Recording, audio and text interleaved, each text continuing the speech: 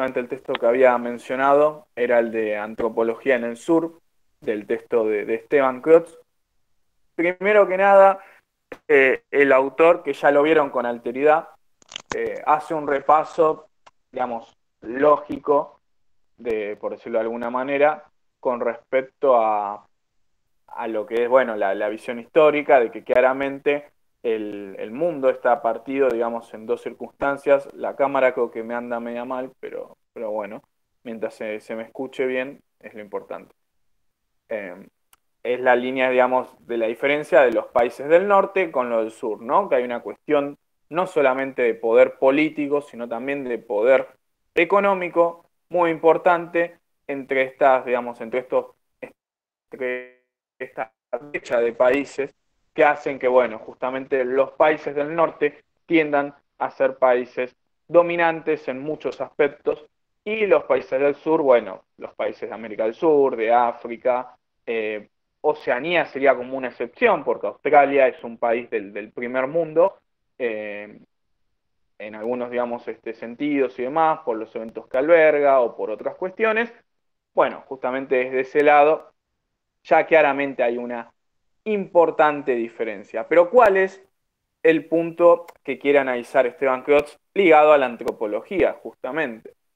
Es que esta diferencia económica y de poder también se va a ver reflejada en estos aspectos. Cuando analizamos antropología, tal vez lo que tenemos que tener en cuenta es que digamos, los pueblos más ricos para analizar, o digamos, las tribus o la historia misma, no son los países centrales del norte que tengan esa historicidad que tal vez nos pueda enriquecer desde ese aspecto, tal vez sacando, digamos, ciertos imperios en Europa o cuestiones de ese estilo, pero la verdad es que los países que nos van a nutrir mucho sobre eso son los países generalmente del sur, los países de África y los países de América del Sur, sobre todo los que están anclados en el Perú o en el Amazonas en Brasil. Sin embargo, para digamos, lo que tiene que ver con la ciencia, con lo que tiene que ver con el prestigio mismo de la ciencia social de antropología o de los antropólogos, realmente hacer un trabajo de investigación en estos lugares, hacerlo en Perú, en Brasil, en Argentina, no es algo que realmente llame la atención para lo que es, digamos, después el afuera, sino como que realmente el mismo autor lo termina llamando, terminan siendo meramente trabajos de campo y no trabajos de investigación con el prestigio que deberían llegar a tener. Y esto también digamos, se empieza después a vincular en otros aspectos, es decir, la mayoría de los conocimientos que nosotros adquirimos son conocimientos importados, va a decir el autor.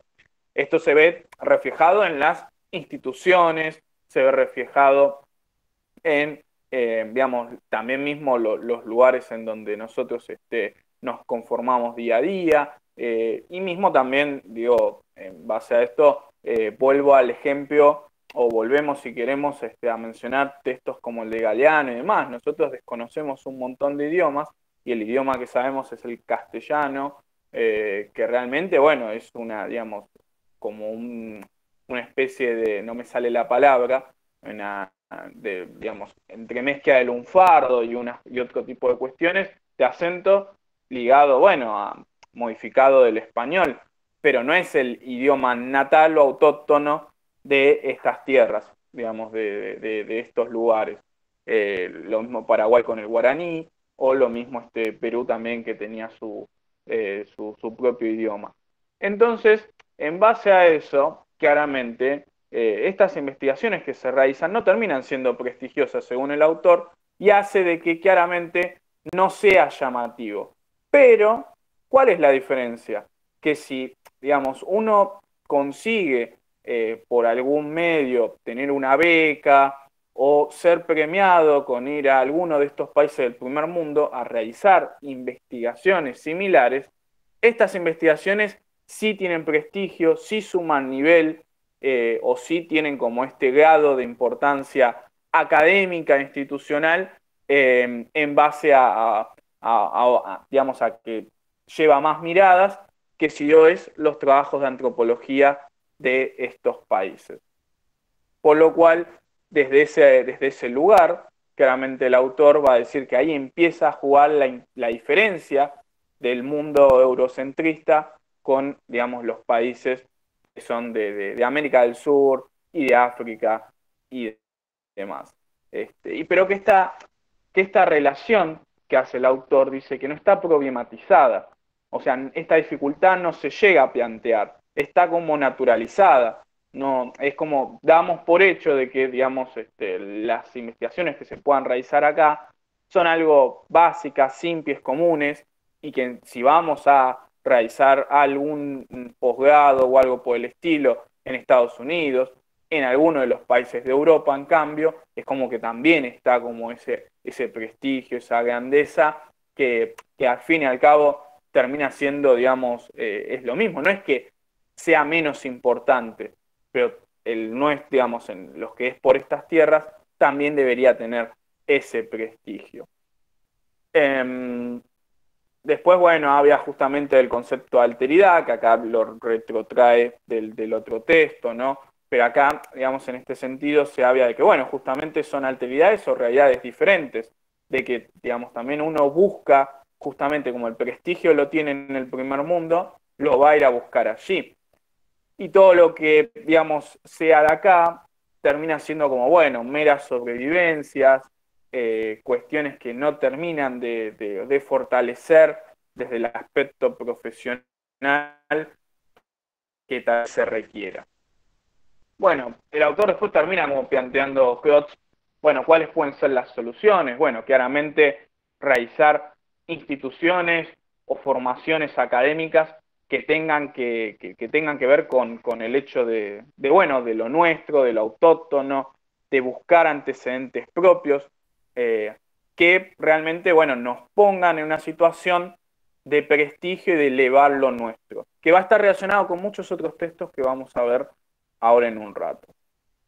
Pero sí, después, o sea, y que este valor que nosotros le podamos llegar a dar, bueno, nos permita dar ese salto cultural, porque claramente desde otros lugares tal vez por el momento no podemos llegar a discutir, y que bueno, en base a esto podamos tener un perfil propio mucho más fuerte. Pero que ya salgamos de esa cuestión de que los trabajos que un antropólogo realiza acá sean meramente de aficionados, sino como que tengan una mayor fuerza y que, bueno, tengan un prestigio que se merecen. Relacionado al texto de Cardoso de Oliveira, Cardoso de Oliveira es un antropólogo, como bien dije, brasileño, que bueno, él lo que va a hacer es si no me equivoco, también, bueno, recolectó mucha información, muchos datos sobre muchos pueblos o lugares tribales del Amazonas, pero más allá de eso, él va digamos, a mencionar dos conceptos que son importantes. Ahí estoy buscando mientras el resumen que tengo yo apartado, pero bueno, va a mencionar algunos conceptos que son claves para analizar lo que es en base bueno, digamos, a esto que estábamos mencionando, porque no es solamente el hecho de decir que digamos, una tribu está y nosotros podemos ir y recopilar los datos de una manera natural, si se quiere, sino como que hay elementos o formas para poder hacerlo, ¿sí? Aguárdenme un segundito, que mientras lo busco, cualquier cosa, no sé si venimos bien o si tienen alguna duda hasta el momento con respecto a lo que habíamos mencionado del texto de Esteban Klotz. Tengan en cuenta que, bueno, esto de que justamente haya esta división de antropología no es tampoco la importancia dada en lo que es el poder político y económico, porque eso ya es algo que se cae de Maduro, que está lógico, sino que está la cuestión de que también es una cuestión cultural y que desde ese lado no se le da el prestigio que se le tiene que otorgar, ¿sí? Eh, bueno, perdón, que justamente lo estaba buscando, no lo encontraba. Eh, Como bien mencioné, Carlos Oliveira hace unas recopilaciones o investigaciones de lo que tiene que ver seguramente mucho más con el Amazonas, con el Brasil. Y cuando habla, digamos, de la antropología en América Latina, justamente es de otorgarle ese prestigio, de hacerlo en sentidos nacionales importantes, de pensarlo universalmente, es decir, eh, no solamente, digamos, en que quede anqueado en un lugar, sino que también sea para todo el mundo. Y justamente en este caso, él va a mencionar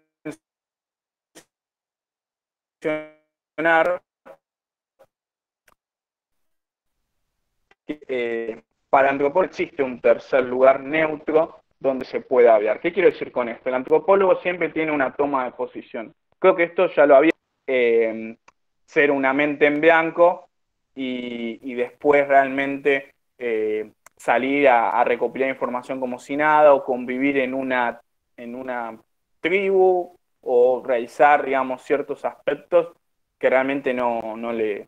A mismo ustedes, si están realizando el trabajo práctico, les pudo llegar a pasar que tal vez van a un comedor y se encuentran con nenes chiquitos de muy corta edad que tal vez van ahí y es la única comida que tienen el día, o digamos, o el lugar, digamos, alrededor y demás. Y tal vez, bueno, es una situación que tal vez les puede llegar a chocar desde el hecho de, bueno, de estar conviviendo con eso, tal vez ya lo venían haciendo, pero tal vez si son las primeras experiencias, puede ser algo como una mezcla de sensaciones. Entonces, que creo que esto es lo que siempre se trata de apuntar desde esta materia. Pero entonces, a lo que vamos es que lo que va a hablar Cardoso Oliveira como un concepto va a ser del otro, pero del otro interno va a decir. ¿Cuál es el tema del otro interno? Él va a decir que este otro interno que existe muchas veces es controversial, porque lo que va a decir es que muchas veces los que desprestigian a un mismo, en este caso, pongámosle a una misma nación, a un mismo país, termina siendo uno mismo, que por eso lo llama el otro interno, porque es decir, es como que uno mismo, uno que debería estar respaldando el lugar de origen, lo termina menospreciando. Voy a poner un ejemplo que tal vez a los que están con redes sociales lo van a conocer, que es, digamos, una frase muy conocida: sáquenme de Latinoamérica. Claramente que esa frase está cargada del hecho de que, bueno, salir de, digamos, de Argentina, de Chile, de Ecuador, Perú, etcétera. Y el tema es, sáquenme Latinoamérica, sí, pero ¿a dónde vas a ir? Bueno, claramente que el objetivo de ir sería Estados Unidos, países de Europa, digamos, no sale de ahí. Es esa la cuestión, o sea, es para ir a otros países centrales, si se quiere, y salir, digamos, de lo que es de lo que son, digamos, los países de Latinoamérica que atraviesan crisis económicas. Eso no lo vamos a negar. Pero la frase en sí no es algo, supongo, de algo, o sea, uno puede suponer de una manera, este, eh, si se quiere, inocente, sino como, bueno, tiene una carga justamente de menospreciación, perdón, o menospreciar a ciertos países, de que, bueno, claramente ya, digamos, el futuro está claramente arruinado y realmente no se termina yendo. También, bueno, sí, como dice Eliana, hay muchos ejemplos. Mismo también, cuando uno habla del argentino, es como que habla que el argentino es vago, es vivo, digamos, tiene como todas connotaciones negativas el argentino, no tiene casi nada bueno. Y realmente después si tal vez uno se pone a analizar, seguramente que tendremos cosas que, que nos hagan realmente valer. Pero bueno, volviendo digamos, al concepto del otro interno, es esto, es decir, hay otra persona dentro de lo que debería ser la misma nación, que la debería revalorizar, que no lo termina haciendo y que encima, digamos, despotrica sobre su nación o su país. Que ahí tal vez está el problema. Porque el problema, vuelvo al ejemplo anterior, tal vez no es irse de tu país para buscar un futuro mejor, porque creo que eso está en condiciones todos de hacerlo, y tal vez todos tenemos hoy en día algún amigo, conocido o familiar que haya decidido irse del país, sino que el problema tal vez está en que después, estando allá o habiendo optado por ese camino, después tal vez menosprecies al país, ¿no? Entonces, bueno, desde ese lugar había de que, bueno, es como que hay una cuestión o una característica muy fuerte que hay que tratar, digamos, de buscar una manera para combatirla.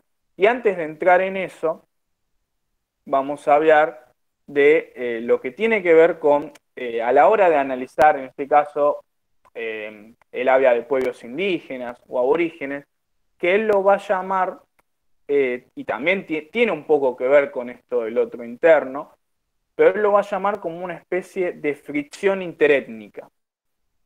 ¿Qué es fricción interétnica?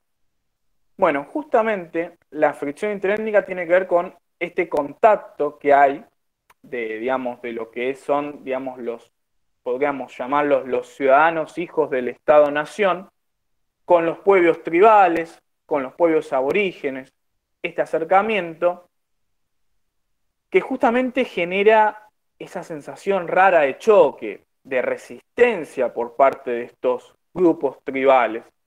Porque claro, a nosotros no nos ven bien o no le vamos a caer bien en un principio.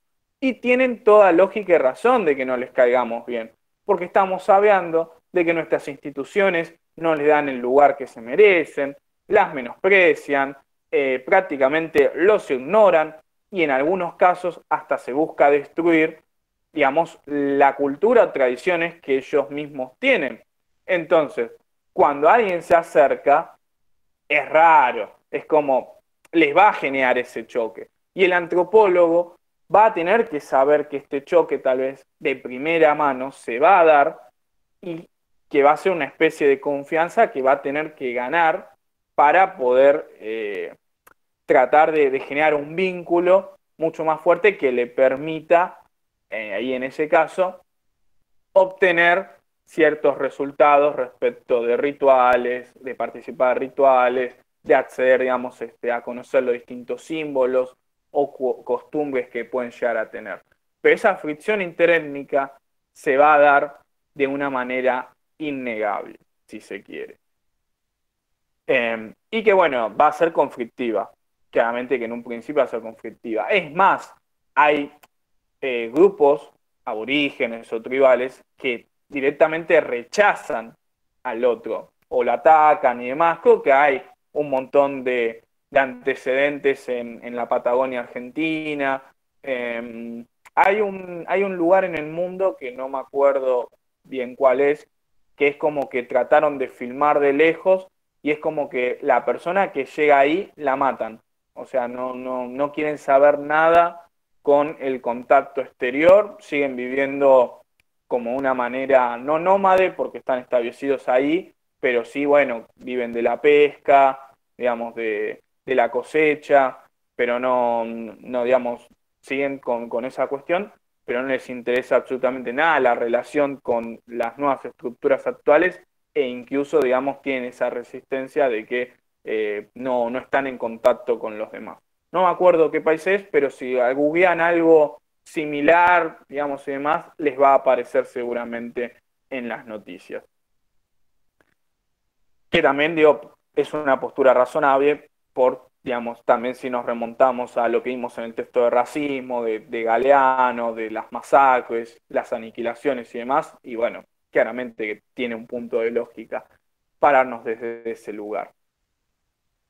Entonces, bueno, ahí el autor, vuelve a lo mismo, va a decir que hay que trasladar el foco, tener un punto de equilibrio entre estas situaciones y generar una especie de consenso. Y que bueno, después también que el Estado Nacional o que la sociedad, cuando interactúe con estas etnias indígenas, obviamente que comprenda digamos, la posición que tienen estos grupos que claramente no, vuelvo a decir lo mismo, nosotros no es una cuestión de que nos tiene que caer mal o entender que, digamos, o no entender qué está pasando, sino que claramente razonar de que hay una lógica para que estos grupos se manejen de esta manera. El autor después va a plantear un concepto más que es el de etnodesarrollo. Hasta acá vimos el otro interno, fricción interétnica y etnodesarrollo. ¿Qué es etnodesarrollo? Él lo extrae de un concepto de desarrollo que lo había planteado un autor mexicano para hacerlo un contraconcepto. Es decir, un país para que sea desarrollado no alcanza solamente con desarrollar en cuestiones económicas, sino que también tiene que desarrollarse en cuestiones culturales. Y acá está la palabra etnoagregada. Bueno, vamos a lo más importante. Primero, o sea, ¿cuáles son las funciones que tiene que tener un país para lograr que pueda cumplir con esto de etnodesarrollo? Bueno, el autor va a decir son 6 ítems para poder consolidarlo, que están anotados o marcados en el texto, creo que, que de manera clara, ¿no? Pero bueno, la primera es mantener estrategias de desarrollo ante las necesidades básicas de la población, es decir, si vos tenés a un país que realmente la mayoría está digamos, en situación de pobreza o que pasa hambre, bueno, vos tenés que realizar una estrategia claramente abocada a ese aspecto. Una visión endógena de más país, esta quiere decir es una visión más nacionalista, más de revalorizar lo nuestro, más de apuntar a lo propio. La tercera es aprovechar las tradiciones culturales, es decir, claramente que hay cuestiones como para nosotros puede ser el 25 de mayo, la escarapela, digamos, todo lo que trae con eso, ¿no? El locro, la empanada, cuestiones de ese estilo, y digamos, bueno, también pensar después la independencia, la guerra de Malvinas, que tiene todos cargados significaciones no solamente culturales, sino tal vez más apuntada al 25 de mayo o a otras cuestiones. También hay cuestiones económicas que se juegan a veces ahí. Yo capaz salí, digamos, en fechas cercanas al 25 y veía que distintas granjas de por acá de mi barrio ya te decían hay loco disponible y demás, o sea, como que también, bueno, se generan, digamos, esas cuestiones que están cargadas, digamos, de tradición, pero que también ayudan a activar un poco el tema económico. Que se respeta el punto de vista ecológico, esta es una tal vez la más importante, habla de fuentes naturales, habla también del tema de los recursos, apunta más, bueno, claramente ya a una parte o una etapa de que el mundo no puede seguir con la misma cuestión o la misma lógica que se venía manejando antes, sino que hay que apuntar a un desarrollo que tenga que ver menos con el consumo del dióxido de carbono y demás cuestiones. Que es autosustentable, tiene que ver con la ecológica, claramente, respetando los recursos locales, es decir, bueno, tratar de que el país sea autosuficiente con sus recursos. Y por último, que sea un desarrollo participante. Esta quiere decir que también le dé lugar y voz tal vez a esos pueblos, a estas tribus, o a todos digamos, los sectores de la sociedad que realmente no tengan ese lugar para poder manifestarse, ¿sí? Entonces, básicamente con el etnodesarrollo uno garantizaría que el interés del país sea igualitario. Si no se dan estos ítems, claramente que hay algo que falla y que, bueno, no es del interés de todos. Y creo que, bueno, se entiende en cada uno de los puntos sobre todo, bueno, en lo que es lo ecológico y lo que es lo autosustentable, porque, bueno, claramente que nadie quisiera, digamos, tener un país más contaminante y más que encima eso trae un montón de repercusiones.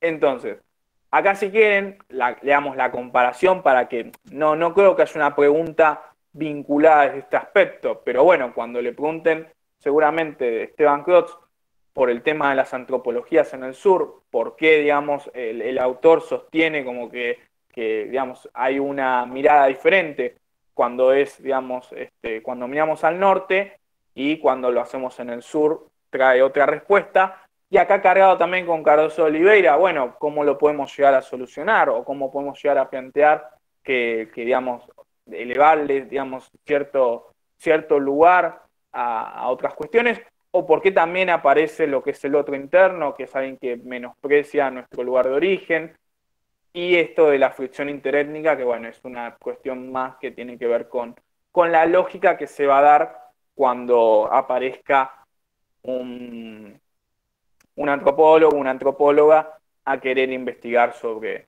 un pueblo, sobre una tribu, ¿no? Si no me equivoco, vuelvo a decir lo mismo, creo que el texto de Carlos Oliveira empieza analizando lo que es el Amazonas, si no me equivoco, así que... bueno, justamente, Eliana, colonialismo interno también tiene que ver, justamente viene cargado con eso del otro interno, es decir, es justamente hablar de que dentro de un mismo, que el país está, digamos, colonizado porque también los individuos que deberían salir a resistir ante eso o a responder contra eso, y ya lo vamos a ver con Quijano, no lo hacen. Y no solamente no lo hacen, sino que también terminan teniendo una visión eurocentrista y terminan menospreciando al país. Me acuerdo que cuando sucedió lo que fue la final de la Champions League, hubo incidentes en la previa, esto es Francia, París. Hubo incidentes por el tema de las entradas, porque parece que había entradas truchas, porque no sé qué había sucedido, y la gente se rebeló, empezó a treparse de lo que eran, digamos, los controles y demás, y claro, el partido se demoró, y bueno, lo primero que muchos empezaron a decir, pero no era que en Europa no pasaba. Bueno, claramente que sí, pasa, y pasa más de lo que tal vez uno tiene en cuenta. El problema es que, claro, cuando pasa acá, quedamos como, mirá lo que hacemos, mirá lo que somos, este país es inviable, no avanzamos más, o no hay futuro, y todas estas cosas que vine mencionando recién, y después realmente, en realidad, en otros países terminan sucediendo.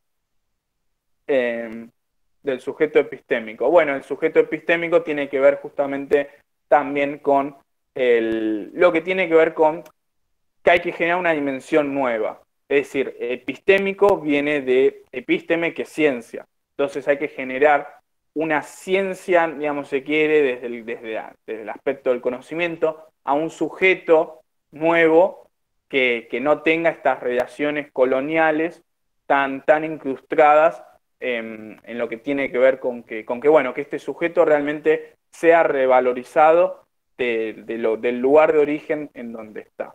¿Sí? Creo que ahí sí, no, gracias por tal vez sí, no los menciono, eh, pero bueno, sí, es una cuestión de esa. El otro interno está ligado justamente al colonialismo, claramente, porque bueno, es el que también favorece que se dé, y bueno, está después esta cuestión de la resistencia para poder enfrentarlo, si se quiere, de alguna manera. Bueno, hasta ahí el texto de Esteban Crotz y Carlos Oliveira. Eh, Ahora voy a ir al texto. Esto va a ser cortito porque no hay mucho para analizar. Creo que también es lógico desde el aspecto de cómo se da, que es el texto de Homero Mansi y el texto de Cuyo. El texto de Homero Mansi en realidad es como, podríamos decir, un texto muy breve, es una poesía. Casi que no hay, digamos, mucho que analizar. Es algo muy, muy entendible, es decir, el propio texto, yo creo que mencionando dos oraciones lo voy a resumir todo, pero hay una parte que es como que dice, parecía que nosotros no teníamos nada y que todo lo mejor estaba cruzando el charco, pero digamos, realmente lo que nos termina salvando a nosotros es lo popular, o sea, es lo nuestro. Y acá está relacionado con, y lo vamos a ver con el texto de Kush, en el hecho de que hay identificaciones, es decir, también está en el texto de Urbano. Es decir, hay muchas cosas que a veces uno no las termina midiendo, no las termina consolidando porque digamos, no las tiene de manera consciente. Y tal vez para que se den esas cosas tenés que irte afuera o tenés que estar como en un momento de, de alejado, digamos, de donde vos solías estar y demás. Pero termina siendo a veces, es muy groso el tema de cómo poder identificarte o cómo poder identificar el lugar en donde vos perteneces. Y acá está el punto en el que tal vez, como nuestra historia, primero que es muy reciente, tiene poco más de 200 años, pero más allá de eso, eh, digamos, también está el tema de que dentro de esta historia de 200 años, que encima termina siendo como corta a comparación de en otros lugares, digo desde la conformación del Estado-Nación, también es como que empieza a haber toda una mezcla, no de cuestiones, digamos, de ideologías políticas, sino que ligada a la política, claramente, hay cuestiones culturales que terminan siendo muy mestizadas, como todo un embalaje que, digamos, lo que tenía que terminar siendo para un lado, termina después siendo toda una conformación de valores culturales que tal vez no terminan siendo los que eran apropiados a nosotros. Que acá también está el texto de Jaureche, pero bueno, no quiero hacer toda una ensalada tampoco. Cuando Kush habla del texto, habla del viaje a la Puna, habla de una mención de la calle en Cuyo, la diferencia con Buenos Aires, eh, y en base a esto, perdón, voy a...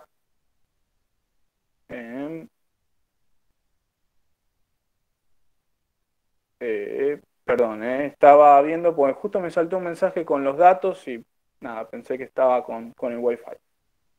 Em, Cuando habla de ciertas cuestiones, también menciona lo que es la chichería, que es como una especie de cerveza para esos lugares. Y son, digamos, valores culturales ligados a esas regiones. Justamente la espera en la chichería lo menciona como que la cerveza tal vez no termina siendo algo que toma todo el mundo, pero todo el mundo sabe que como que es una especie de identificación, que el que está ahí tiene que pasar digamos, por tomar como esa cerveza. Lo mismo con el tema de la altura, el asombro de los paisajes, cuando menciona el tiempo, que yo creo que esa es la diferencia más importante y enriquecedora en el texto del Cuyo. El tiempo es recontra diferente. Porque claro, nosotros acá en Buenos Aires vivimos a un tiempo súper mega acelerado, casi que estamos, digamos, continuamente haciendo cosas, no paramos, estamos en un frenesí que tengo que ir a laburar, que después tengo que estudiar, que, digamos, después tengo que llegar a casa y seguir haciendo cosas, tengo un hobby, o, digamos, quiero ir al gimnasio, o tengo que ir a hacer las compras, es decir, no nos alcanza el día para nada. Y esto en el interior, y que es, digamos, está producto en el relato, no es así. El tiempo es más lento, más pausado. Y no significa que tal vez la persona no haga cosas, pero es porque tienen otra forma, tal vez laburan hasta cierta hora, paran, van a hacerse una siesta, luego retoman la actividad, digamos, tienen como otra forma y se da este ejemplo de la espera, en la espera, digamos, en la chichería, ahí queda reflejado, ¿no? Como el tiempo, que también es como que el ambiente mismo o el entorno mismo te hace ver que ese tiempo pasa de otra manera. Hay una tranquilidad, las personas no tienen apuro en ir a hacer alguna cosa u otra. En cambio acá, más sobre todo, más allá de que estamos en el conurbano, pero muy ligados a lo que es la conexión con Capital Federal, estamos acelerados todo el tiempo, hay una masividad terrible, digamos, todo el mundo da la sensación que está apurado por llegar a su lugar de destino. Entonces es como que el concepto de tiempo, el tiempo es el mismo en la definición, pero después en la práctica no se aplica de la misma manera, porque tal vez en Cuyo, o digamos en este lugar que se hace relato, no pasa de la misma manera que acá. Y alguien me puede decir, no, pero pasa para ambos igual, pero digamos en las formas culturales no es lo mismo. No termina siendo de la misma manera. Lo mismo con las calles. Tal vez acá una calle no termina teniendo gran importancia, exceptuando las que somos, digamos, las que son las avenidas, las que son las rutas y demás. Pero allá tal vez cada una empieza a tener como un grado de significación o de valor, digamos, distinto al de acá. Y eso es, digamos, lo bueno de este texto de Kush es que la diferencia la empieza a hacer, digamos, en todo momento empieza a comparar ese lugar con Buenos Aires. Entonces es como que se da de una manera mucho más rica todo este tipo de diferencias porque quedan como bien marcadas o explícitas. Pero, y seguramente a alguno le pueda llegar a pasar, que tal vez dice, yo para descansar tengo que irme a vacacionar y tal vez no. Ya últimamente mucha gente no le gusta la costa, no le gusta Mar del Plata, no le gusta Santa Teresita y necesita para irse a descansar a otros lugares del interior, más tranquilo. Y tiene que tal vez ver también con mucho todo esto, porque en Mar del Plata tenés como mucha gente, si vas a comer a algún lado, estás con, digamos, te están apurando para terminar de comer porque hay mucha gente más esperando, y terminás, digamos, viviendo, más allá de que estás en una playa, que estés en el mar, terminás viviendo con el mismo frenesí que en tu día a día cotidiano. O sea, el descanso se da por lo laboral, pero por otros lados sigue siendo, digamos, lo mismo. No sé si me estoy explicando, pero son lógicas que aparecen, que no las memorizamos en el día a día, pero que realmente, si después queremos hilar en algunas cuestiones, terminan sucediendo. Y por eso, bueno, cuando hablé digamos, de Mans y Kush, más o menos que mencioné un poco lo que tiene que ver con lo que vamos a ver ahora. Ahora quiero hablar de Quijano y Jaureche, más allá de que, sí, porque bueno, también todo tiene que ver con todo y creo que si bien tiene que ver más con el texto urbano y de Gramsci lo que estábamos hablando, está bueno primero hacer un repaso por Quijano y Jaureche y después retomamos con lo que vendrían a ser los últimos tres textos. Cuando hablamos de Aníbal Quijano, el texto mismo no menciona colonialidad y modernidad y racionalidad, es decir, son tres momentos. La colonialidad, uno podría llegar a suponer claramente es como el aspecto más lógico porque es la imposición de países sobre otros para su explotación de recursos, su, digamos, explotación no solamente en términos materiales, sino también, digamos, en tener a las personas como esclavos, en dominio, en posición. Es una forma violenta, estamos hablando de imposición, estamos hablando de vos hacer lo que yo te digo o te mato. Esto tiene que ver mucho con la llegada de los europeos a América, ¿no? En donde, bueno, después se empezaron a generar estas distintas colonias y prácticamente surgía así. Era como una especie de imperialismo fuerte. Pero cuando llega la modernidad, lo otro es un sistema represivo. Es decir, hacer lo que yo te digo, porque si no yo tengo el poder y no la contás. Pero cuando hablamos de modernidad, la cuestión cambia, porque ya salimos de esa estructura colonial, de esa estructura represiva, que hasta en algún punto, porque llega un momento en la vida, también en la historia, que si vos reprimís, reprimís, reprimís, el otro se te va a revelar en algún momento. Y cuando el otro se te revela, si es uno solo, bueno, pero si es todo el mundo, cagaste. Entonces, cuando llega la modernidad, esto siempre hablando no en términos del texto de Quijano, empieza a darse la relación de los países por cuenta propia. Es decir, hay una especie, si alguno cursó, está haciendo de la rama de comunicación y cursó comunicación uno, es teoría de la dependencia. Si nadie la cursó, lo explico.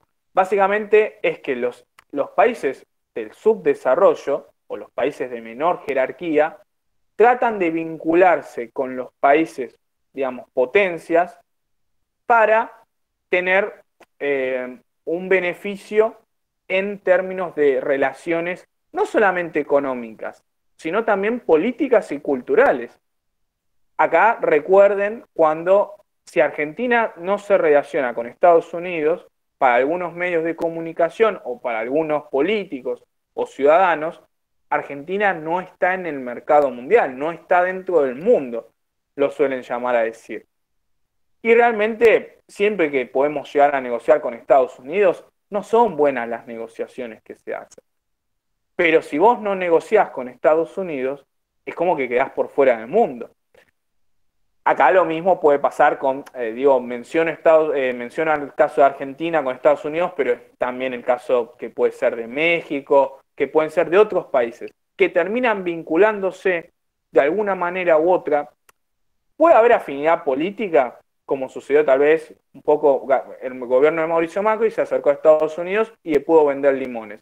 Bueno, puede pasar eso, pero también puede pasar que realmente la idea de en realidad de relacionarse con ciertas potencias o ciertos países tenga que ver más con una cuestión cultural o política. Argentina ahora está más cercana a Rusia y a China, y tal vez no en términos de beneficios económicos, sino porque justamente se entiende que hay una especie de afinidad política o con respecto a cierta ideología que, bueno, acompaña y hace que Argentina se relacione con estos dos países, tal vez más que con otros. No significa que no se relacione tal vez con Estados Unidos, pero bueno, claramente que hoy por hoy las miradas tal vez se van para ese lado. Entonces, ya no hay una especie de dominación por represión, sino es como que, bueno, el país del sur, digamos, en este caso el país de menor nivel, entre comillas, busca relacionarse con estas potencias. Ahí en ese caso es como que, bueno, en muchos factores estas relaciones suelen ser perjudicables para el país que busca relacionarse, porque, bueno, tiene todas las de perder. Lo importante es buscar la relación, el acuerdo comercial. Y después, bueno, vemos en realidad qué tan bueno termina siendo. Pero es una cuestión, el autor lo llama una imagen mistificadora, es decir, está la imagen del mito de, pero Argentina se está relacionando con estos países, entonces debe andar muy bien en los lazos diplomáticos, en las relaciones exteriores. Y bueno, tal vez el acuerdo después, si te lo pones a fijar bien, Argentina termina saliendo perdiendo. Pero bueno, la cuestión seductiva está, y eso es lo que implica el autor. Que también Quijano lo que va a decir con respecto a esto, de la imagen de seducción, digamos, ya hablando del modelo cultural europeo, y acá vamos a hablar, digamos, del último concepto. Lo menciona ahora, pero para llegar a eso vamos a hablar. El autor va a decir que hay que llegar a una descolonización epistemológica. Vuelvo a lo mismo, epistemológica viene de ciencia, hay que generar un conocimiento de descolonización. Pero ¿cómo hacemos para llegar a eso? Bueno, primero retomemos de nuevo, cuando habla digamos, de que el modelo cultural europeo es seductivo, es atractivo, va a decir que lo es porque encima es universal.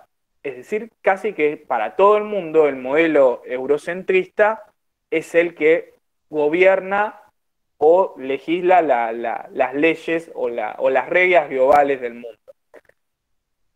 Entonces, ¿Qué pasa acá? No solamente pensémoslo en términos culturales, políticos y demás. Para que este modelo europeo se haya expandido de manera universal, es porque hubo un modelo de conocimiento europeo que se expandió a todo el mundo. ¿Y cuál es ese modelo de conocimiento? El autor lo va a decir que para el modelo eurocentrista, para vos llegar al conocimiento es la relación del sujeto solamente con el objeto. Es decir, si vos querés llegar al conocimiento, solamente tenés que estar en relación con algo, con ese objeto. Entonces, ¿cuál es el problema de este modelo de conocimiento? Es que si solamente está el sujeto con el objeto, ¿no falta algo más ahí? ¿No falta un otro? Y justamente que con esta idea de modelo, que también termina siendo hasta en otros términos, es narcisista o es individualista, niega la totalidad social, niega la intersubjetividad. Y si nosotros nos lo ponemos a pensar con las conquistas de Europa hacia África y hacia América, empieza a tener sentido este modelo de conocimiento. ¿Por qué? Porque justamente si con este modelo de conocimiento nosotros somos sabios, no necesitamos digamos, de entender por qué, por decirlo de alguna manera, los aztecas tienen esta religión o adoran a tales dioses, o ni les interesa comprenderlo. Van y, digamos, y se dan, digamos, y tratan de esclavizarlos, a los que no pueden los terminan masacrando, y así, digamos, con las distintas, digamos, tribus que existieron, digamos, a lo largo de América. O sea, prácticamente no interesó o no interesaba la relación, porque para ellos no significaba nada. No había una cuestión, si se quiere, de nutrir ese conocimiento. El conocimiento ya lo tenían. Y en la relación esa, no lo miraban desde esa perspectiva o desde ese lado. Entonces, vuelvo a lo mismo. Si solamente está la idea de este objeto para llegar al conocimiento, se niega todo, se niega al otro. Y si se niega al otro, pasó lo que pasó en la historia. Entonces, desde este lugar, nosotros tenemos que entender que, digamos, este modelo de conocimiento no funciona, no sirve. O sí, sirve al eurocentrismo, sirve a los países europeos y Estados Unidos para seguir teniendo digamos, la pelota, si se quiere, y seguir gobernando bajo estas reglas. Entonces, si no se tiene una perspectiva diferente, todo esto va a seguir siendo... Y acá es donde entra en juego el concepto de la descolonización epistemológica. Para el autor hay que lograr un nuevo modelo de conocimiento. Que ese nuevo modelo de conocimiento tenga relación con con lo que tiene que ver con otro... Perdón, me está pasando el tema de... supuestamente estoy conectado con el Wi-Fi de mi casa, pero se me están agotando los megas, así que nada, de última, bueno, voy a apagar un toque los datos y veo si... Pero espero que no haya problema. Nada, disculpen, pero justamente ahí veo cualquier cosa, si hay problemas de conexión o algo me avisan, pero bueno, no sé, es medio raro que haya surgido esto. Bueno, vuelvo a decir lo mismo, hay que generar un nuevo panorama o perspectiva de conocimiento, un nuevo modelo de conocimiento. Que este modelo de conocimiento tiene que involucrar al otro. Tiene que haber, para que nosotros lleguemos al conocimiento bajo un nuevo modelo, tiene que ser la relación de un sujeto con otro sujeto y el objeto vendría a ser como un elemento del contexto, de la interrelación, pero la interrelación se tiene que dar. Es decir, yo para acceder al conocimiento necesito del otro, necesito de la otra persona, por alguna cuestión, por otra. No puedo llegar a un conocimiento puro solamente yo. Entonces, si se aplica este panorama, este modelo de conocimiento, claramente que, primero que nada, hablamos de un modelo más igualitario, más heterógeno, permite la diversidad en todas sus formas, aceptamos y avalamos al otro, tanto, digamos, en un montón de aspectos y de cuestiones, se elimina la desigualdad y nos permite también entender que el modelo europeo no es el único existente y que no es el indispensable. Estados Unidos, si ustedes se lo ponen a pensar, pero no solamente, digo, en términos políticos, en términos ciudadanos, es Estados Unidos de América y es yo soy Estados Unidos o yo soy estadounidense, yo soy americano, yo tengo la impronta de hacer lo que quiero. Y los ciudadanos también explican un poco el por qué, digamos, los gobiernos de Estados Unidos a veces son como son, porque los ciudadanos les solicitan generalmente a los gobiernos que votan, che, somos Estados Unidos, andá y hace esto, o andá y hace lo otro, no puede ser que no lo hagas, sos Estados Unidos. No importa, digamos, la interrelación, los vínculos y demás, andá y hacelo. Como fue cuando sucedió el atentado a las Torres Gemelas, que fueron e invadieron dos países sin, digamos, sin aprobación de la ONU, sin aprobación, digamos, de otros organismos internacionales. Fueron y los invadieron. Se acabó, digamos. Tienen, digamos, esa perspectiva que tiene que ver con el unilateralismo y que, bueno, ayuda a explicar un poco también a veces las cuestiones o digamos, las perspectivas históricas de cada país. Hay, digamos, modelos de países, la patria es el otro, vamos juntos, digamos que apoya más en un colectivo, y hay otros modelos de países que apoyan más al individualismo o al, digamos, a la persona por sí sola.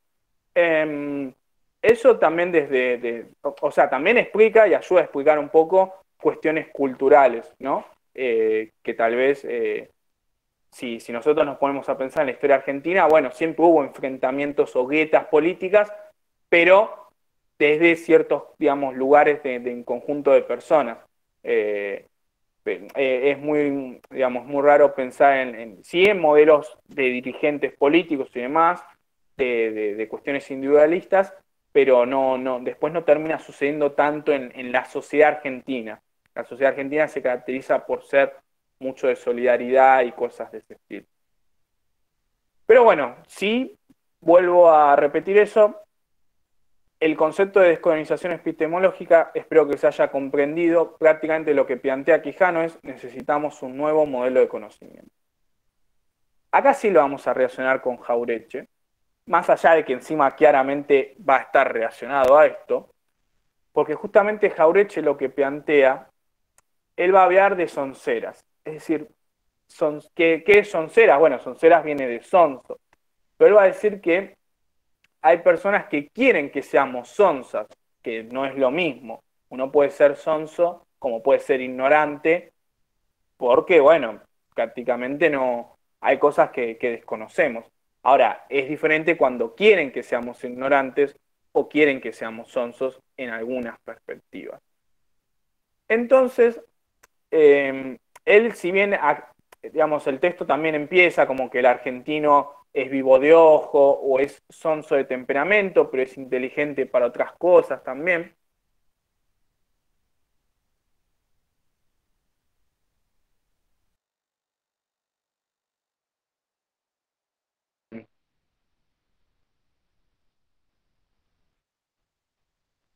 Perdón, ¿eh?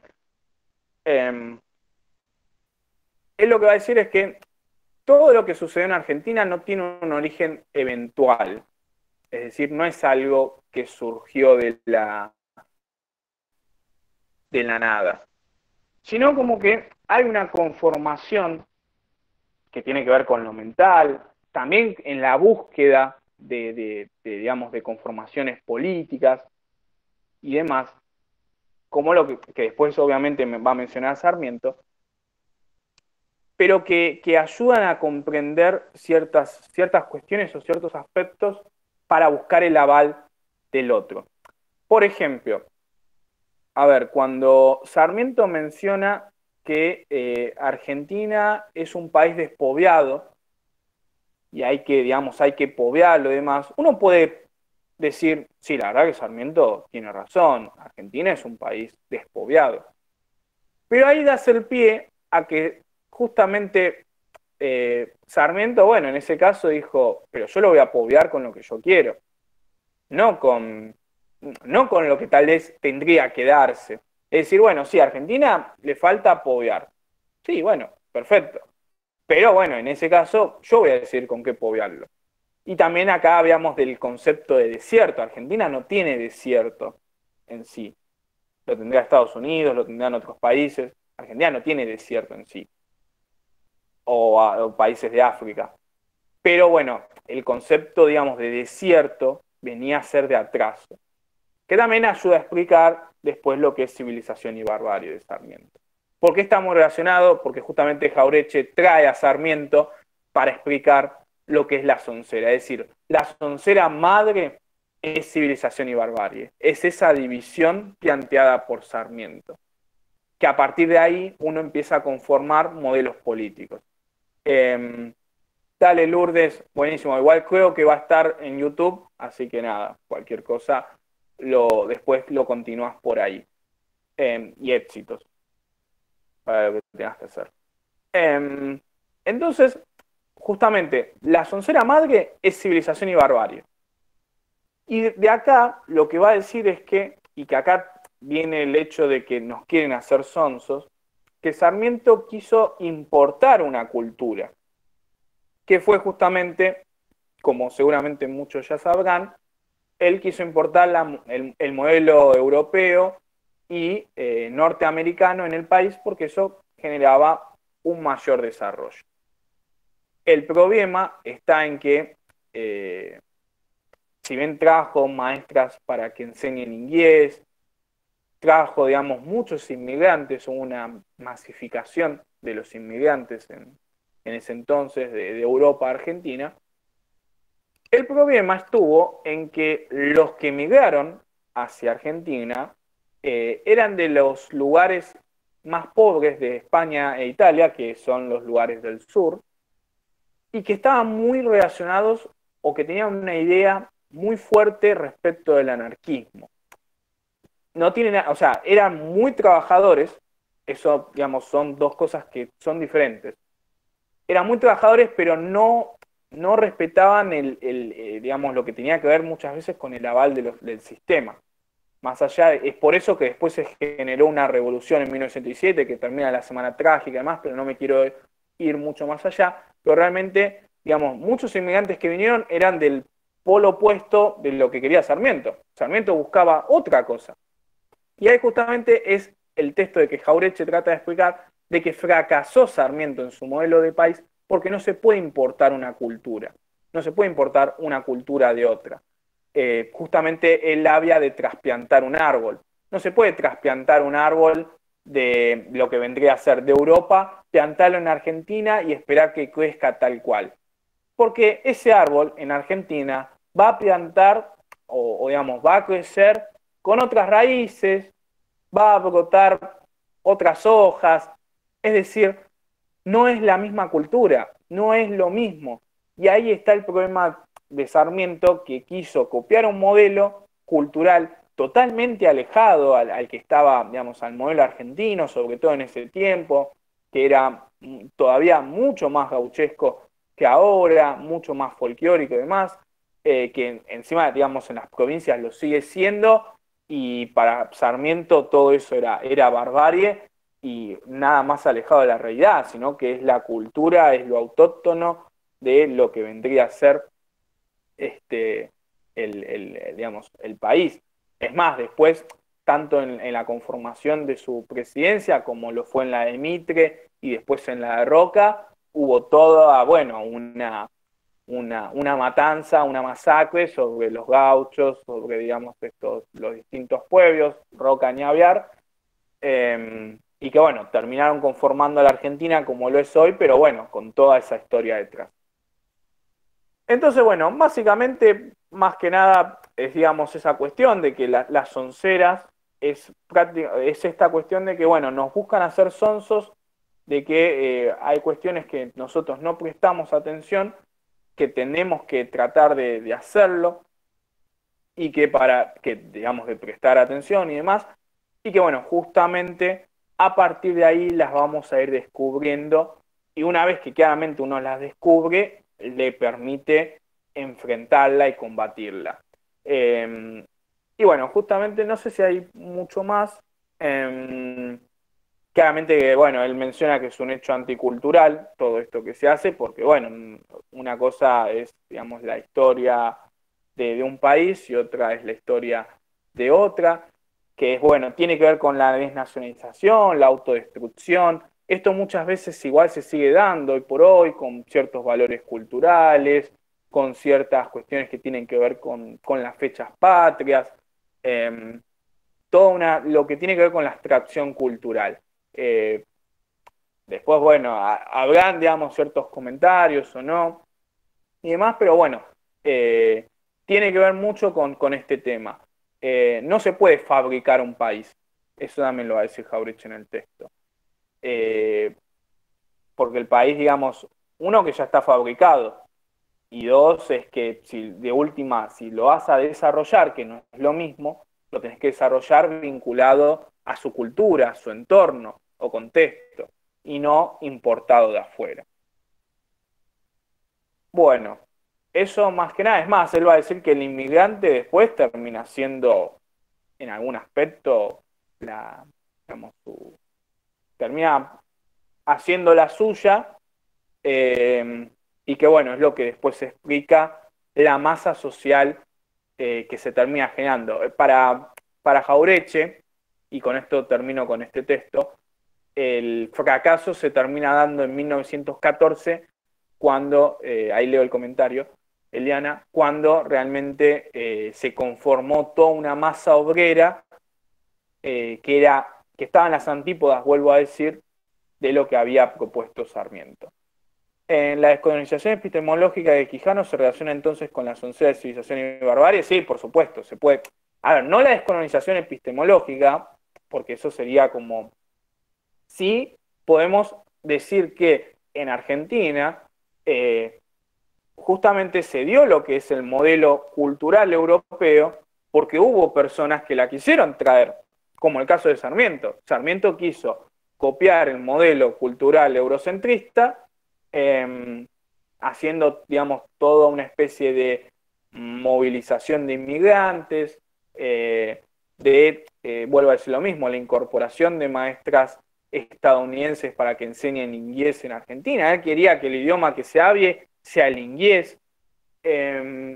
Todas cuestiones relacionadas a ese aspecto, que digamos que se desarrolle más el tema de lo que tenía que ver desde el lado de la educación, pero más ligado a los parámetros europeos o eurocentristas, y después, bueno, digamos, no le terminó saliendo bien todo eso, porque vuelvo a decir lo mismo, los modelos culturales terminan siendo muy diferentes. Ahora, no terminó saliendo lo mismo, no significa que es porque en Argentina haya una descolonización epistemológica.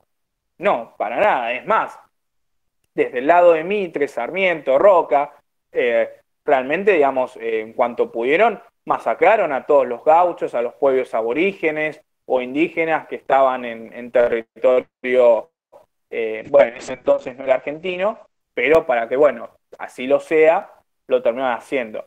Y algo que, digamos, en la historia mucho no se relata, no se ve, es que todos esos pueblos que sí, es verdad, generaban conflictos con ciertas personas en quintas y demás, pero una vez que fueron todos masacrados, los que terminaron teniendo las grandes tierras fueron los que hoy por hoy se conoce como la oligarquía de las 1000 familias, que se terminaron repartiendo grandes extensiones de tierra y que terminan siendo hoy por hoy herederos de, digamos, gran porcentaje del suelo argentino, y que no va a cambiar, no va a modificar esa estructura, digamos. Uno es Villegas, si no me acuerdo, si no me olvido el apellido, que realmente eran generalmente coroneles digamos, o personas del ejército los que terminaron heredando después de lo que se llamó la conquista del desierto. Justamente la palabra misma, conquista y desierto, desierto que vuelvo a decir lo mismo, en Argentina existirán todos los relieves menos desierto. Y la conquista, es decir, algo victorioso, ¿no? Hasta mismo en términos del lenguaje, la carga de valor que tiene ese eslogan, si se quiere, o ese nombre para la campaña, bueno, es muy fuerte desde ese lado. Bueno, hasta acá, sí, sí, después, a ver, si se puede relacionar, tiene mucho para relacionar, porque bueno, justamente vuelvo a decir lo mismo, desde Quijano habíamos de colonialidad, habíamos de modernidad, de la reacción de países por estar afines. Sarmiento siempre quiso estar vinculado a Estados Unidos. Y desde el lado de Jaureche, bueno, decir, che, mirá, no es que, digamos, somos sonsos o no nos estamos dando cuenta de que pasa un elefante por encima porque, digamos, somos ciegos, sino como que alguien nos está tapando la visión para que no lo podamos ver. Y ahí está la cuestión. Bueno, de poder analizar eso y que también en la historia hubo ya sonceras que no, digamos, permitieron que pasen estas cosas. Bueno, dicho esto, quedan tres textos. Uno es el de Sardar, el otro es el de Hegemonía e Ideología de Gramsci, y por último lo cierra Urbano. El texto de Sardar, que es una noticia, tiene que ver con el Oriente mal visto, si no me equivoco, hasta es una entrevista, en donde, bueno, prácticamente el concepto que más interesa, que más se extrae de ese texto, es el de la mirada, si alguien me ayuda, porque tiene un nombre, que es cuando, bueno, no es una mirada completa. Ahí está, mirada miope, gracias, Eliana. Mirada miope, justamente. ¿Por qué mirada miope? Porque, bueno, es como que nosotros no contemplamos toda la realidad tal cual, que está relacionado con el tema de Soncera, porque es como que, bueno, nosotros también en algún aspecto no somos conscientes de esto, y que después se termina dando, y que, bueno, hace de que en este caso, justamente después del 2001, cuando es el atentado a las Torres Gemelas, todo lo que tiene que ver relacionado con los países de África, con lo que tiene que ver con, digamos, con los musulmanes, automáticamente, por arte, digamos, no digo por arte de magia, pero después de ese atentado, todos miramos digamos, a lo que tiene que ver con eso como terroristas, como, digamos, autores, digamos, intelectuales de atentados. Y realmente, más allá de que, por un lado, uno puede decir, bueno, sí, generaron un atentado que modificó las reglas del mundo en términos de lo que tiene que ver con los aeropuertos, con lo que tiene que ver con los distintos controles y demás, y eso no lo podemos negar. Tal vez nosotros vemos a un estadounidense, puedo decir también un ruso, digamos de países potencias, o algún alemán, y no pensamos de manera directa en alguien que pertenece a un país que tiró dos bombas nucleares, a alguien que realmente su país hizo campos de concentración que mató a 6 millones de judíos. Está bien, tal vez en la relación, ¿cuál es el tema? En que uno piensa, bueno, esa persona no, no va a hacer eso. En cambio, uno cuando tal vez lo asocia a un musulmán o algo, está como la cercanía o tiene ese sentimiento de que lo va a hacer, de que va a generar un atentado. Pero en realidad todo termina siendo una construcción. Es una construcción más, digamos, en base a algo que sucedió, que eso es verdad, se genera toda una construcción, digamos, de manera del occidente, para tener esta cuestión de que se los mire mal.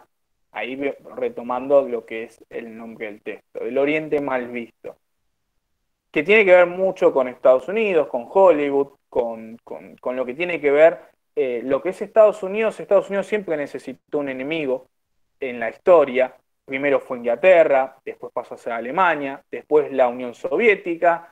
Cuando parecía ser Rusia, apareció el terrorismo y ahora parecer es China. Siempre es como que tiene un enemigo. Y al enemigo no se lo combate muchas veces con armas, se lo combate desde la construcción cultural. Y si vamos al caso de Estados Unidos, si hay algo que tiene, que es algo muy grandioso, son sus películas, es su cultura hollywoodense o series. Y entonces, desde ahí se empieza a fabricar los distintos relatos sobre estas cuestiones. Y generalmente las personas que puedan llegar digamos, o en las distintas películas y demás que se pueden generar estos tipos de atentados o cosas de este estilo, seguramente que son musulmanes o son, digamos, cargados digamos, de estos estereotipos bueno, no terminan siendo afines a eso. Pero es lo que habla el texto. Claramente esto que trae odio, trae racismo, trae discriminación. Si ya hay alteridad, porque habíamos de un choque de Occidente y Oriente, en donde podemos encontrar modelos culturales distópicos, el choque va a ser mucho mayor o más fuerte si encima se hacen todo este tipo de construcciones.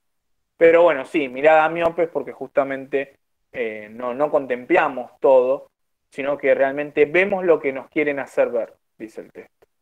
¿Y qué es lo que nos hacen ver? Justamente todo este tipo de aspectos de los musulmanes. Casi nadie tal vez tenemos noción de lo que es digamos, sus historias de los países, sus tradiciones, sus culturas, su religión. No tenemos seguramente casi ni idea de todo eso, pero sabemos de ISIS, sabemos de organizaciones terroristas, sabemos que hay países que están en conflicto o en guerra, o que tienen, digamos, dictaduras, o que están en constantes golpes de Estado. Todo eso tal vez lo sabemos, pero no sabemos todo lo demás. Lo cultural que tal vez termina siendo enriquecedor. Todo eso no lo sabemos. Hay una parte, digamos, de uno que no tiene tal vez esa cuestión para poder explorarlo, seguramente, pero cuando uno prende la tele y después de más, también es el que está del otro lado, el medio de comunicación que está del otro lado, que decide qué mostrar y qué no.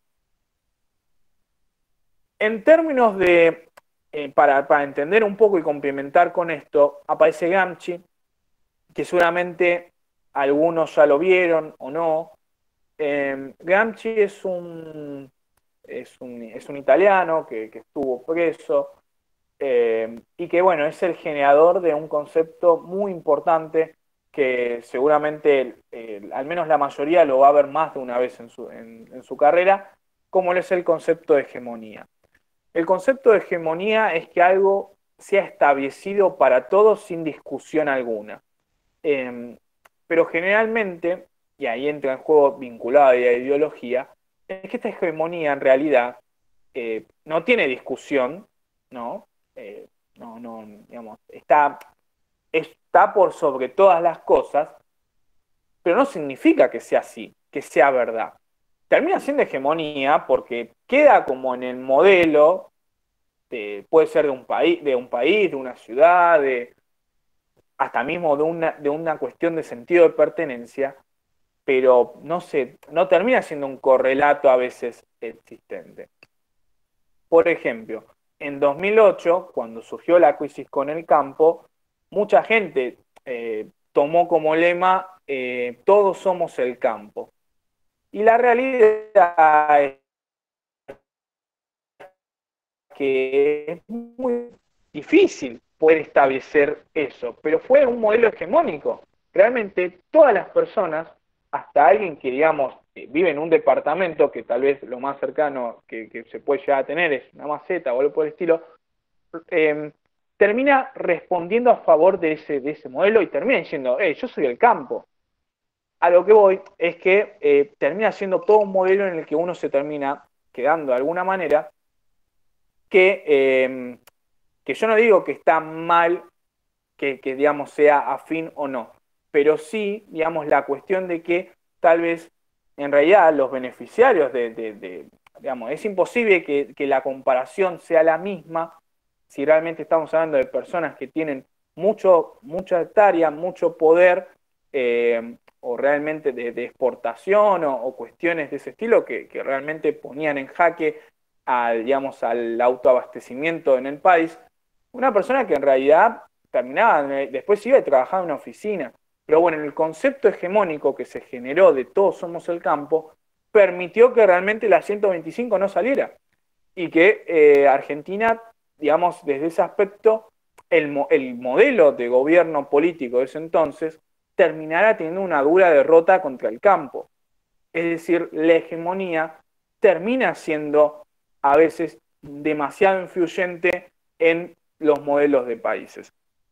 Centrándonos más en el texto, obviamente que cuestiones, Gramsci menciona a intelectuales, digamos, son los que terminan muchas veces imponiendo como estas cuestiones, porque también digo, hay todo un trasfondo detrás para generar lo que es una corriente hegemónica.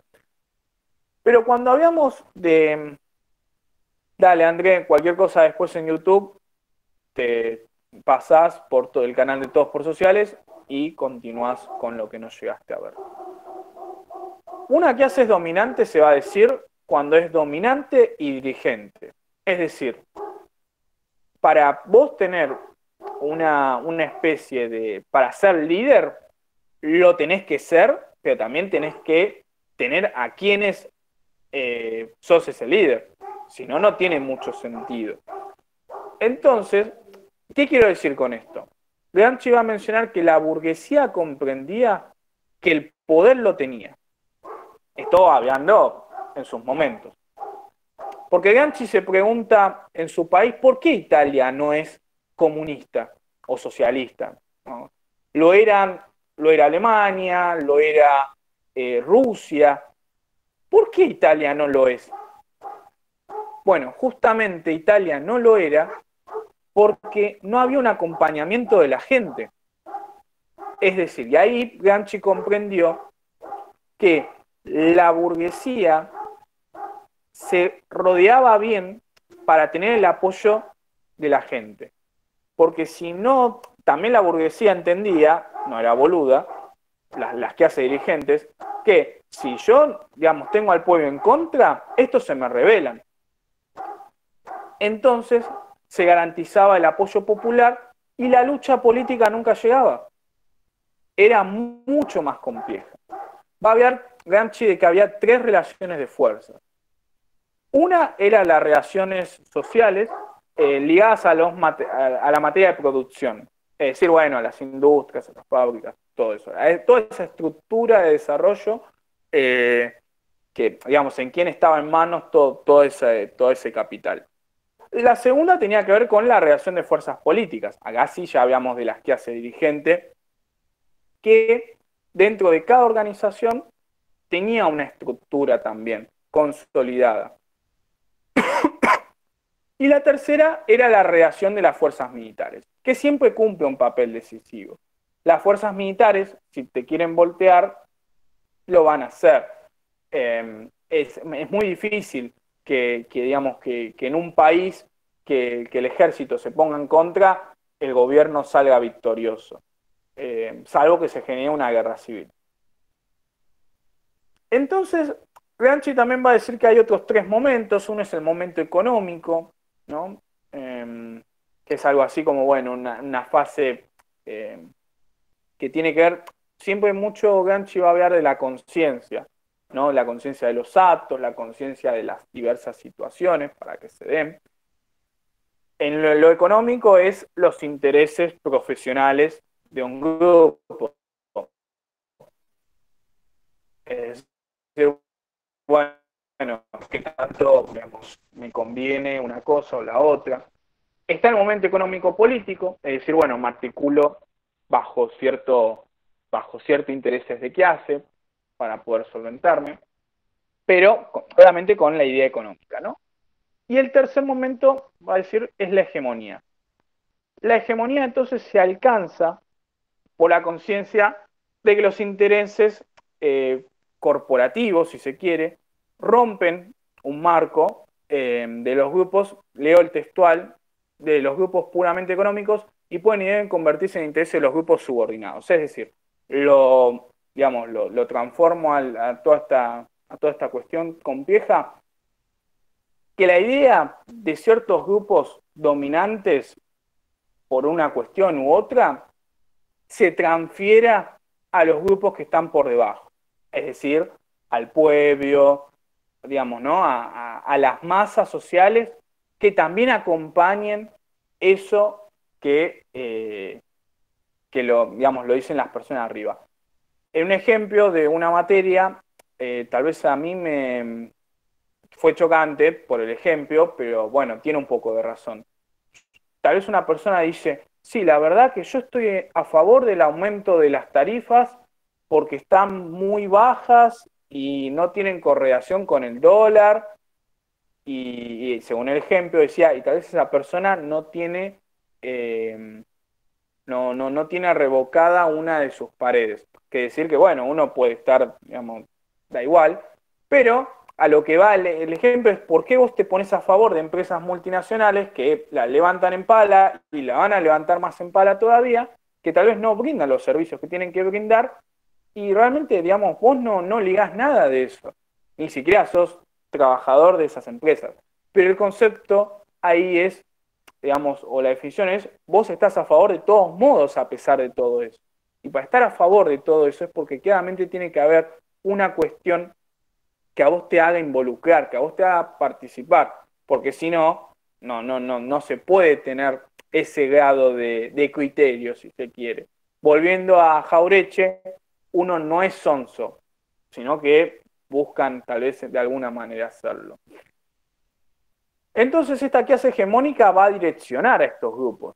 Pero habíamos acá de toma de posición, una toma de posición que va a estar permanentemente en juego todo el tiempo, es decir, porque todo el mundo quiere llegar a esa parte de la hegemonía, todo el mundo quiere tener algo que sea indiscutido. Entonces es como que ese lugar siempre va a estar en discusión.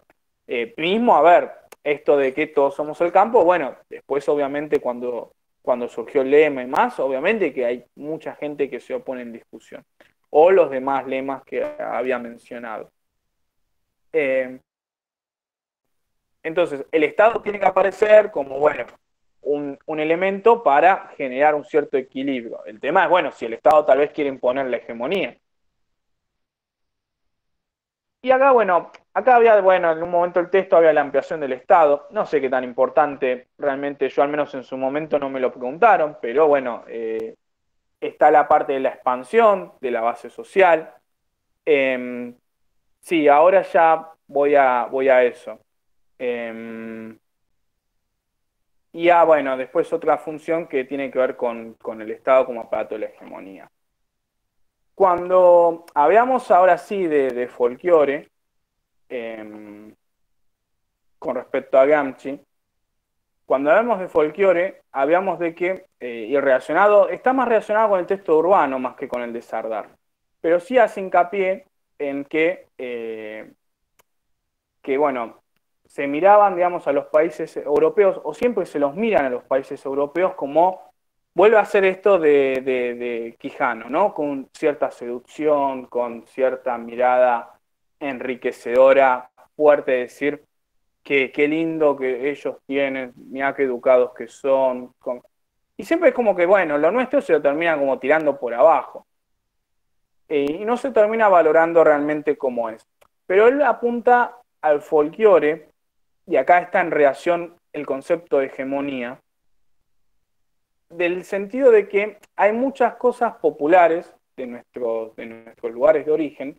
Tal vez yo puedo mencionar de acá de Argentina, puedo mencionar el tango, podemos mencionar incluso más allá de que sea algo más, más globalizado, ¿por qué no? La cultura del fútbol, pero desde la otra perspectiva, que no tiene que ver con el eurocentrismo, sino una perspectiva totalmente y puramente de acá, en donde se pueden llegar a llenar estadios, no hablo de primera división, sino del ascenso pero todo el marco que se da en una previa, el post partido y demás. Podemos hablar de distintas músicas y demás. Es más, justamente está bueno tal vez mencionar al Nova como un ejemplo digo para esto que estamos hablando. Yo personalmente no lo conozco, o sea, era como que tal vez escuchaba Tamo Chilo, ni sabía que era de él o otra canción. Y realmente la despedida que tuvo en términos de lo que fue Florencio Varela fue impresionante. Y eso, más allá de que había un sentido de pertenencia, había de una revalorización cultural desde el lugar de decir, esta persona era de mi ciudad y nos puso en el mapa y yo tengo que salir a despedirla. Eh, y porque también Dios salió del barrio y nunca se olvidó del mismo, y por eso lo mencionaba en sus canciones y demás, pero sirve para también, ¿no? Desde ese aspecto, revalorizar un poco todo esto que estábamos mencionando. Pero ¿qué pasa cuando el folclore es de lo popular? Como en este caso el Nova. Van a haber sectores dominantes que el gran chico, que también los llama elites, los llama oligarquías, que lo van a tratar como de, no de, ni siquiera de subestimar, de decir, che, no, pero esto, no. ¿Qué tiene? Si se dan cuenta, es como que lo popular se lo menosprecia. Y acá podemos hablar de Diego Maradona también, digamos, podemos hablar de otros símbolos, podemos hablar del Indio Solari. Es como que lo popular no termina teniendo un lugar de prestigio. Podemos mencionar a Evita. No digo que no lo tiene el prestigio, porque claramente lo tiene, pero nunca es aceptado de arriba, decir, y sí, la verdad que esta persona es grosa. No, sino como que siempre está esa cuestión de tirarlo abajo, porque salen de los lugares de abajo justamente. Entonces, el que sale de abajo no puede ser, no puede generar todo lo que genera. Eh, digamos, de alguna forma u otra, por algo más allá de la forma que ser, y sin entrar en cuestiones que seguramente no sean agradables de la persona de Maradona, pero Maradona nunca le cayó bien a muchos dirigentes políticos, hablando de la FIFA, hablando del país también de Argentina, más allá de que él después de alguna manera u otra terminaba estando dentro de, de las fotos o en relación y terminaba hablando con la mayoría de los presidentes. Pero saliendo del foco político, nunca le cayó bien a la oligarquía a una persona como Maradona, una persona que lo que tienen los símbolos populares es que dicen algo y ese algo que dicen moviliza a muchas personas, cosa que estos sectores que son los dominantes del país nunca lo van a tener, porque nunca, porque es difícil generar toda esa cuestión, toda esa movilización o esas marcas culturales que generan estas personas. Y es lo que Gramsci va a terminar de alguna manera confrontando y diciendo, decir, ¿por qué se termina menospreciando? ¿Por qué se termina, digamos, no valorando a realidad personas que terminan haciendo mucho por otras? Y en ese sentido vuelve a entrar el término de hegemonía, de manifestar y de decir, bueno, Gramsci, no me acuerdo qué ejemplo termina utilizando en el texto, creo que hablaba de los, no sé si de las vecindades o de las músicas que se terminaban haciendo, que también claramente se terminan conformando desde ese lugar. Y ahí vuelvo al Nova, porque tal vez alguien podría menospreciarlo o podría decir como que su música no termina, digamos, sirviendo y más, cuando realmente después generó todo lo que generó y terminó generando ese sentido de pertenencia que tal vez yo hasta ese momento desconocía completamente, porque yo no soy de Florencio Varela, pero tal vez vos a una persona de Florencio Varela vas y le decís el Nova y le terminó generando todo eso y lo fue a despedir. Y eso es, digamos, lo que tiene que ver con ligado al folclore y al respecto a lo popular, que siempre, digamos, lo que surja de abajo va a tener seguramente un impacto mucho más grande que bueno, cosas que terminen siendo, ya, porque lo que es de abajo te termina identificando mucho más con uno porque bueno, salió literalmente de al lado tuyo. Y en esto, para cerrar, está lo que es el texto de Urbano, que habla un poco, Urbano se centra más en la historia. Sí, después se va a subir a YouTube, Bárbara. Así que nada, después lo pueden seguir repasando desde ahí. En el texto de Como Nunca Antes, de Urbano, eh, se habla de que, bueno, justamente para empezar, no. Si se bien se toma toda una historia argentina, Urbano lo que trae creo que es una frase de Simón Bolívar o algo por el estilo, de que no somos ni europeos ni somos indios. Es como que quedamos en el medio, somos una mezcla de África, nos cuesta identificarnos. O sea, nos cuesta decir, bueno, nosotros somos esto, porque en realidad no, es como que no somos ni una cosa ni la otra. El problema está, o sea, es como que somos una especie media, podríamos, entre comillas, ¿no? Eh, Pero bueno, nuestro pueblo no es ni americano o ni eurocentrista, pero no terminamos, digamos, de conformar realmente cuando hablamos de los estados-nación, qué somos. Y justamente cuando se terminan conformando los estados-nación, y acá es el conflicto que plantea Urbano, es que los estados-nación se conformaron para ser eurocentristas, para que los modelos de países sean eurocéntricos o tengan esa perspectiva o esa mirada. Y piénsenlo, bueno, en Argentina se conforma con Mitre, Sarmiento y Roca, y que bueno, justamente son tres procesos de casi 20 años en los que había sucedido lo que yo había mencionado con respecto a los gauchos y la campaña del desierto. Es decir, primero hay que civilizar. Civilizar es, bueno, todo lo que no, lo que es barbarie, lo que es salvaje, hay que exterminarlo, hay que desterrarlo, y después modernizamos. O sea, civilizamos lo que vemos potable y después empezamos a modernizar, empezamos a generar vías de desarrollo en muchas cuestiones y demás.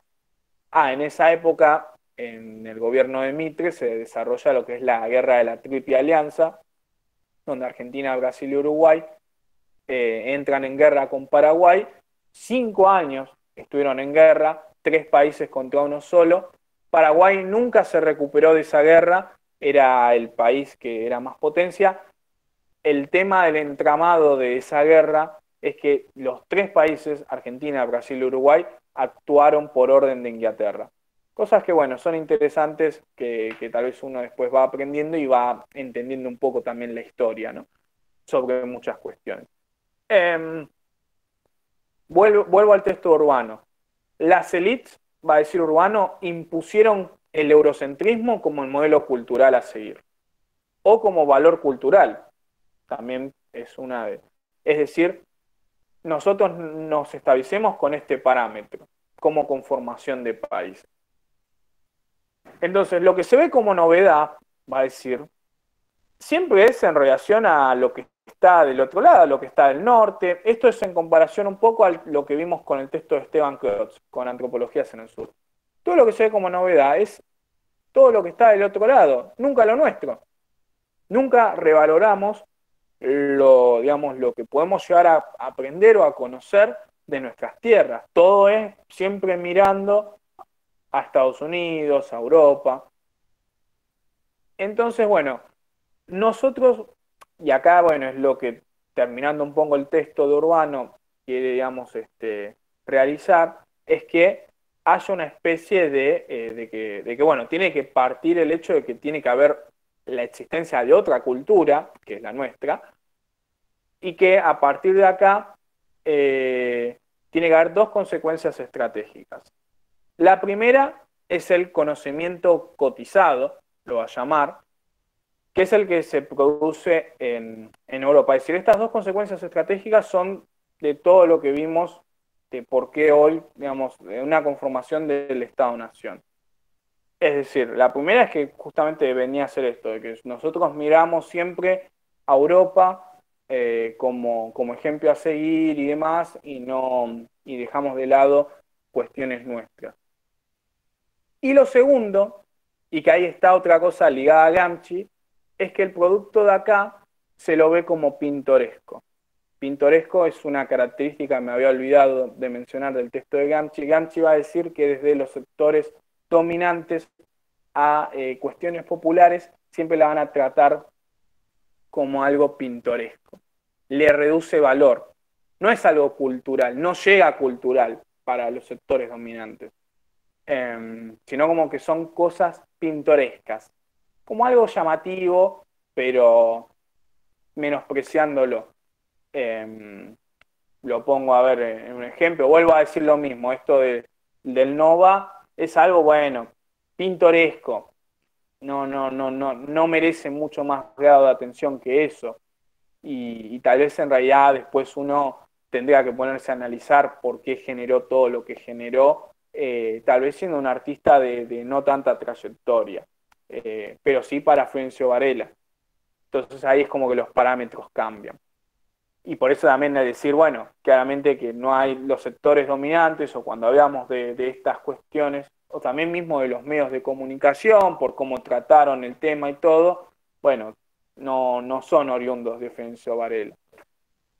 Porque si tal vez estamos hablando de una persona que tal vez es no digo Chano tampoco, porque Chano tampoco es una persona que la cuiden los medios de comunicación, a ver, no tienen la obligación de hacerlo, pero creo que son perspectivas diferentes. Pero bueno, tal vez sí, digamos, si son, digamos, personas que están desde otro lugar, eh, digamos, surgidas de capital o destinadas sus canciones de otra índole, tal vez reciben como otra especie de atención. Y bueno, básicamente Urbano termina el texto diciendo que hay que volver la mirada sobre nuestra historia. Hace una mención a que hay como una especie de convención en la que Galeano aparece hablando, en la que menciona como que, bueno, ahora, digamos, la forma de transformación la tenemos nosotros, porque también se empieza a dar en los años 90 que los países potencia empiezan a entrar en crisis y les cuesta salir de eso. Y ahí también, digamos, empiezan a mermar un poco lo que es el poder. Hoy tal vez muchos países se le arriman a Estados Unidos a discutirle ese poder, y cuando hablamos de ese poder, no es solamente político o económico, sino que también es cultural. Porque hoy por ejemplo, una red social muy importante es TikTok. Perdón, y TikTok no es de Estados Unidos, como lo es Instagram, Facebook, Twitter, YouTube, que salen todas, digamos, de una parte de Silicon Valley, sino que es de China. Y digamos, Estados Unidos le rompe, digamos, severamente, le jode que TikTok sea una red social muy famosa, que haya trascendido y que sea muy globalizada y que hoy prácticamente muchas personas la utilizan. Es decir, también hay una disputa muy importante de lo cultural y que vamos a ver cómo se sigue desarrollando. Pero, y eso está bueno de esta materia de antropología, que se comprenda siempre que no es solamente que lo poder y, digamos, el poder político y económico va por un lado y lo cultural por el otro, sino que se termina vinculando todo y a veces lo cultural termina incidiendo y termina dando más peso para las otras cuestiones. Bueno, hasta acá repasamos todos los textos. No sé si tienen alguna duda, consulta, un concepto que me haya olvidado. Si no, bueno, lo vamos dejando hasta acá. Va a estar seguramente subido en el canal de YouTube igual, así que pueden después ir al canal de Todos por Sociales a mirar por si les queda alguna duda puntual con respecto a un texto. Espero que se haya entendido. Y nada, bueno, tienen mi número. Cualquier duda, consulta, me pueden consultar, no hay ningún problema. Y bueno, no sé si me quedó algo más para decir. Pero bueno, nada, los mayores éxitos para lo que es este segundo parcial, sé que son textos medio complejos y complicados, pero bueno, nada, vamos a meterle que ya queda nada. Así que, bueno, los voy despidiendo, les mando un saludo y bueno, cualquier cosa, tienen tanto el grupo de WhatsApp de Antropología como mi celular a disposición. Y si alguien no lo tiene, manda un mensaje a las redes de todos por sociales y lo solicita, ¿sí? Hasta luego.